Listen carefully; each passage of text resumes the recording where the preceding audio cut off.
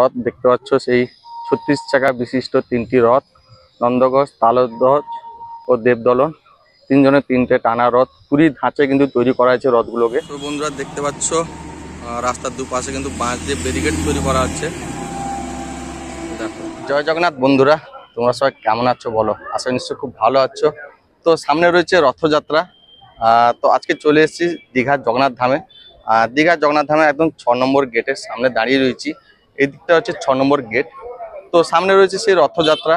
আর রথযাত্রা আগে দীঘার জগন্নাথ ধামের প্রস্তুতি পর্ব কেমন কি চলছে সেটা তোমাদের আজকে ঘুরে দেখাবো। যেহেতু দীঘার জগন্নাথ ধামের পুরী ধাঁচে 3টি টানা রথ বানানো হয়েছে, 36 চাকা বিশিষ্ট 3টি রথে জগন্নাথ দেব, বলরাম, সুভদ্রা আর সেই রথযাত্রার দিন রথে চেপে মাসির বাড়ির উদ্দেশ্যে পাড়ি দেবে। তো চলো তোমাদের আজকে সেই রথযাত্রা আগে দীঘা জগন্নাথ ধামে প্রস্তুতি পর্ব কেমন কি চলছে সেটা তোমাদের একটু ঘুরে দেখাবো। তো ব্লগটা স্কিপ করো না, কন্টেন্ট দেখতে ভালো হয়, ছোট লাইক, শেয়ার আর সাবস্ক্রাইব করে বন্ধুদের পাশে থাকবে। তো চলো বন্ধুরা আজকে ব্লগটা শুরু করো। বন্ধুরা চলে এলাম দীঘা জগন্নাথ ধামের মাসির বাড়ির একদম সামনে। তো দেখতে পাচ্ছ এদিকটা হচ্ছে এই দীঘা জগন্নাথ ধামের মাসির বাড়ি। তার সেদিকটা রয়েছে দীঘা যে পুরনো জগন্নাথ মন্দির। তো চলো তোমাদের একটু মাসির বাড়িটা ঘুরে দেখাই, যেহেতু সামনে রয়েছে রথযাত্রা। তো সেই রথযাত্রার প্রস্তুতি কিন্তু চলছে। যেহেতু এখানে 7 দিন থাকবেন জগন্নাথ দেব, বলরাম, সুভদ্রা তিনজনই থাকবেন এখানে, রথে চেপে আসবেন, যেহেতু সে রথও তৈরি হয়ে গেছে। তো চলো পুরো জায়গাটা তোমাদের ঘুরে একটু দেখাই। তো বন্ধুরা দেখতে পাচ্ছ মাসির বাড়ির উপরে একটা সেই চক্র লাগানো রয়েছে, সুদর্শন চক্র, যেটা দীঘা জগন্নাথ ধামের উপরে লাগানো রয়েছে, সেটা কিন্তু বড় নীল চক্র। আর মাসির সামনে দরজা দেখো, কাঠের দরজা বসানো রয়েছে। দরজার ডিজাইনটা তোমাদের একটু দেখাই। দেখতে পাচ্ছ যেহেতু বন্ধ করা রয়েছে, খুব সুন্দরভাবে কিন্তু মাসির বাড়িটা।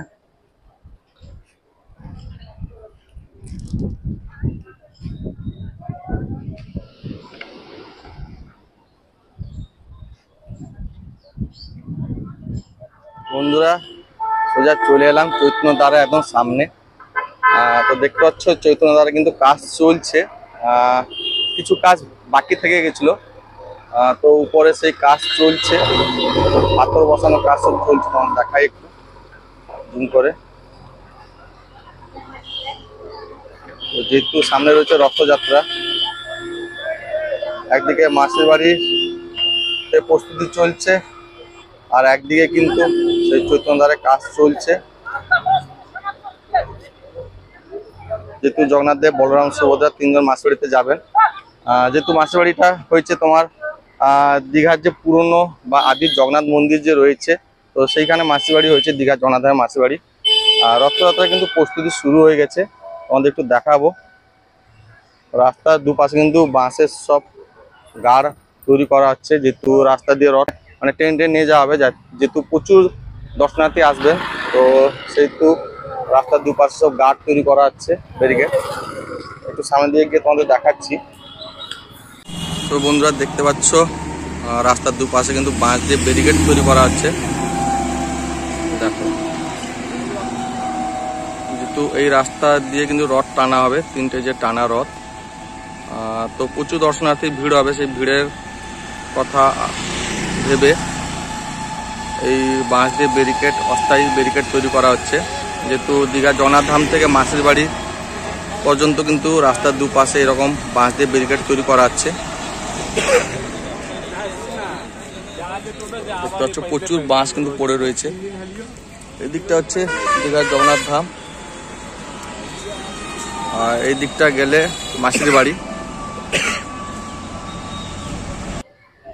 মাসির বাড়ি থেকে একদম দীঘা জগন্নাথ ধাম পর্যন্ত রাস্তার দুপাশে কিন্তু ব্যারিকেড তৈরি করা হচ্ছে, অস্থায়ী বাঁশ দিয়ে সব গার্ড তৈরি করা হচ্ছে। কিন্তু রথযাত্রার বেশি দিন বাকি নেই। আর এইদিকে রয়েছে দীঘা জগন্নাথ ধামের সেই সমুদ্র ঘাট।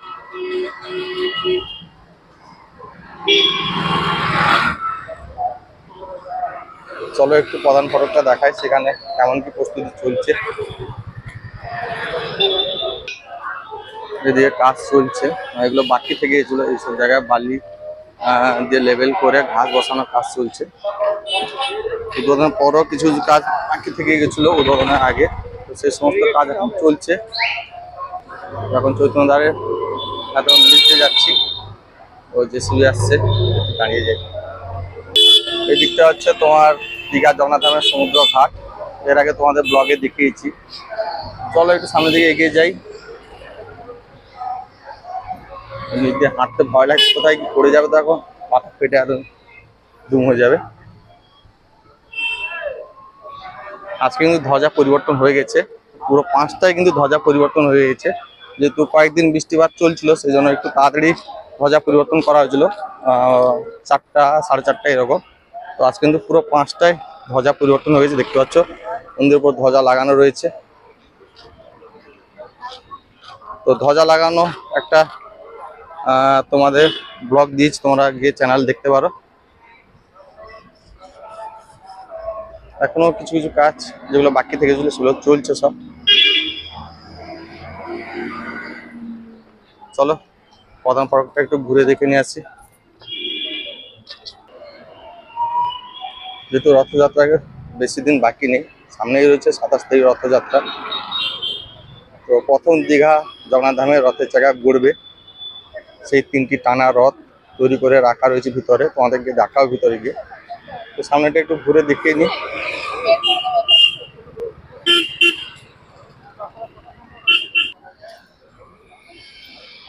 তো এখন দাঁড়িয়েছি একদম প্রধান ফটকের সামনে। প্রধান ফটকের সামনে দেখতে পাচ্ছ দর্শনার্থীদের সব লাইন ওইদিকে সামনের দিকে রয়েছে। তো দুদিক দিয়ে যাওয়া যায়, প্রধান ফটক দিয়ে যাওয়া যায়। আর তোমার 6 নম্বর গেটটা রয়েছে মন্দিরে পূর্ব দিকে, সামনে লেখা রয়েছে দেখো বড় করে জগন্নাথ ধাম। তোমাদের একটু জুম করে দেখাচ্ছি, দেখতে পাচ্ছ জগন্নাথ ধাম লেখা রয়েছে। তো চলো তোমাদের একটু ভিতরে সেই 3টি রথ দেখে নিয়ে আসি। যে 3টি রথ তৈরি করে রাখা রয়েছে, যে 3টি রথে চেপে জগন্নাথ দেব, বলরাম, সুভদ্রা মাসিবাড়ি যাবেন। এটা হচ্ছে দীঘা জগন্নাথ ধামের পার্কিং জোন, দেখতে পাচ্ছ। তোমরা 6 নম্বর গেটের সামনের দিকে রয়েছে পার্কিং জোন। আর এই দিকটা হচ্ছে 6 নম্বর গেট, মানে মন্দিরের পূর্ব দিকে। ওইখানে দেখো একজন ভাই একজন দর্শনার্থীর মাথায় তিলক কেটে দিচ্ছে। আর সামনে রয়েছে জুতো রাখার কাউন্টার, একদম 6 নম্বর গেটের সামনের দিকে রয়েছে। এটা হচ্ছে 6 নম্বর গেট, এদিকে হচ্ছে পার্কিং জোন। তো তোমরা যারা যারা দীঘা জগন্নাথ ধামে জগন্নাথ দেবকে দর্শন করতে আসছো, তাদেরকে বলছি বন্ধুরা, তোমরা একদম মন্দিরের সোজা পূর্ব দিকে চলে আসবে। পূর্ব দিকে রয়েছে 6 নম্বর গেট, এবং সেই 6 নম্বর গেটের সামনে রয়েছে জুতো হেলমেট রাখার কাউন্টার। এই যে দেখতে পাচ্ছ, এই যে সামনে যে সাদা ঘরটা, এটা হচ্ছে তোমার জুতো রাখা ঘর। দেখো সামনে সব দর্শনার্থীরা জুতো রাখছেন। কালো রঙের একটা ব্যাগ দেওয়া হচ্ছে, ওই ব্যাগের মধ্যে জুতো ভরে মধ্যে রেখে দেওয়া হচ্ছে ঘরের মধ্যে। আর ওইদিকে যে যে ঘরটা দেখতে পাচ্ছ সামনের দিকে, এটা হচ্ছে পুজোর ডালা ঘর। তো এখানে পুজোর ডালা বলতে যে প্যাকেট পাওয়া যায়, 50 টাকা, 100 টাকা, 150 টাকা প্যাকেট, তো এখান থেকে পাওয়া যায়। এখান থেকে নিয়ে গিয়ে তোমরা মন্দিরের ভিতরে পুজো দিতে পারো।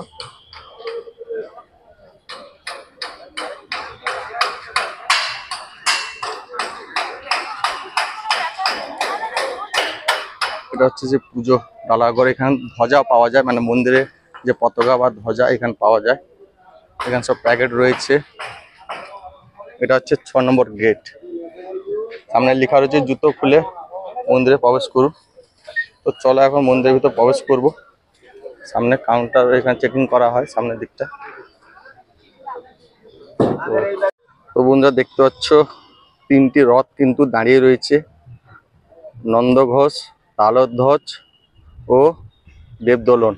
3 জনের 3টি 36 চাকার বিশিষ্ট রথ পুরী ধাঁচে তৈরি করা হয়েছে।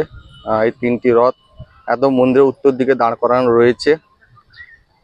এই রথ কিন্তু রথযাত্রার দিন এখান থেকে ঘুরবে একদম মাসিবাড়ির উদ্দেশ্যে। চলো কাছ থেকে একটু রথটা দেখাবো, তার আগে তোমাদের একটু মন্দিরটা ঘুরে দেখাই, তারপর তোমাদের রথটা দেখাবো। চলো। এখন যেহেতু জগন্নাথ দেবের দর্শন বন্ধ রয়েছে, এখন জগন্নাথ দেবের গায়ে জ্বর, 15 দিন এখন বিশ্রামে থাকবেন, যেহেতু এই সময় ওনার ট্রিটমেন্ট চলছে। প্রচুরই ওনার গায়ে জ্বর রয়েছে, অসুস্থ রয়েছেন, এই জন্য তিনি দর্শনার্থীদের আর তিনি দেখা দেবেন না। তো রথযাত্রা দিন ওনার শরীর সুস্থ হলে উনি রথে চেপে একদম মাসবাড়ির উদ্দেশ্যে পাড়ি দেবেন।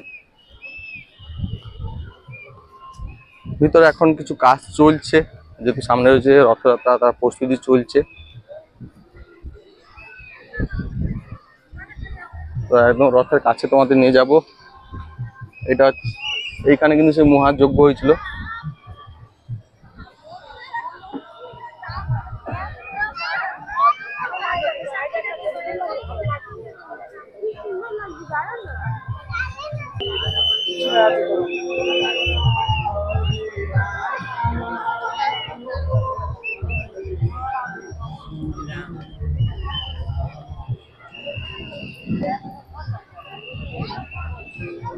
মন্দিরের সিংহদ্বারের সামনে এরকম বুক স্টল রয়েছে, বুক স্টল। তো এখানে বিভিন্ন ধরনের বইয়ের কালেকশন রয়েছে।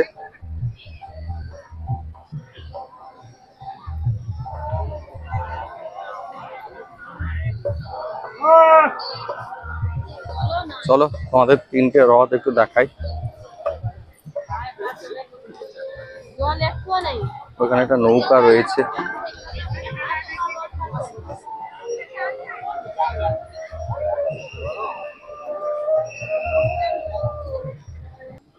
তো বন্ধুরা, কাছে তো যাওয়া যাবে না, দূর থেকে তোমাদের দেখাচ্ছি জুম করে। 3টে রথ দেখতে পাচ্ছ, সেই 36 চাকা বিশিষ্ট 3টি রথ, নন্দঘোষ, তালধ্বজ ও দেবদলন, 3জনের 3টে টানা রথ। পুরী ধাঁচে কিন্তু তৈরি করা হয়েছে রথগুলোকে, সব কাঠের চাকা রয়েছে এবং জগন্নাথ দেব, বলরাম, সুভদ্রা 3জনে বসবেন, 3জনের 3টে সিংহাসনও রয়েছে।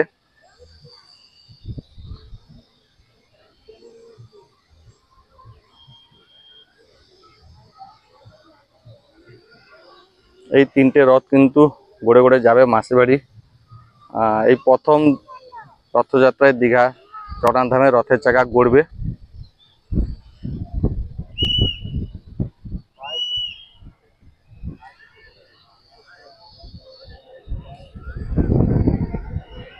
এখন তো যেহেতু মন্দির গর্ভগৃহ বন্ধ রয়েছে, মানে জগন্নাথ দেবের দর্শন বন্ধ রয়েছে, জগন্নাথ দেবের তো গায়ে জ্বর রয়েছে।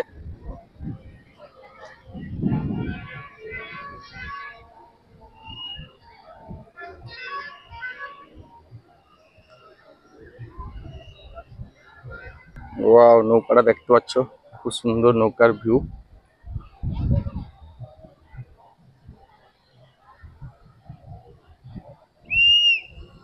দেখলে সেই 3টে টানা রথ, যেটা পুরী ধাঁচে তৈরি করা হয়েছে দীঘা জগন্নাথ ধামের সেই রথ, 3টি টানা রথ।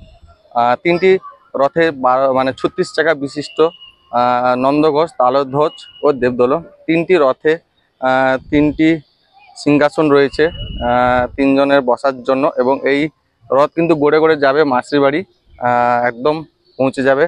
যেহেতু জগন্নাথ দেবের এখন শরীর অসুস্থ, ওনার গায়ে জ্বর রয়েছে, এখন তিনি দর্শনার্থীদের দেখা করবেন না দর্শনার্থীদের সাথে। তো এখন দর্শনার্থী রয়েছে মোটামুটি, কিন্তু গর্ভগৃহের ভিতরে তো বন্ধ রয়েছে জগন্নাথ দেব দর্শন করার। তো তোমাদের সেই 3টি রথ দেখালাম। তো তোমরা কারা কারা আসছো বলো রথযাত্রার দিন দীঘা জগন্নাথ ধামের রথে দড়ি ধরে টানবে? তো আমি তো অবশ্যই আসবো, রথের দড়ি ধরে টান দেবো। মাসির বাড়ির একটা ব্লগ বানিয়েছি, তোমরা গিয়ে আমার চ্যানেল দেখতে পারো। তো চলো একটু মন্দিরটা একটু ঘুরে দেখে নিই, তারপর ব্লগটা শেষ করব। বিকেলে কিন্তু মন্দিরের ভিউটা খুব সুন্দর লাগে, আর রাতের বেলা তো আরো অপূর্ব লাগে। আর ধ্বজা কিন্তু পরিবর্তন হয়ে গেছে, প্রত্যেকদিন পুরী না এখানেও ধ্বজা পরিবর্তন হয় বিকেল 5টায়। দেখতে পাচ্ছ দর্শনার্থী মোটামুটি ভিড় রয়েছে, সন্ধ্যাবেলা আরো বেশি ভিড় হবে।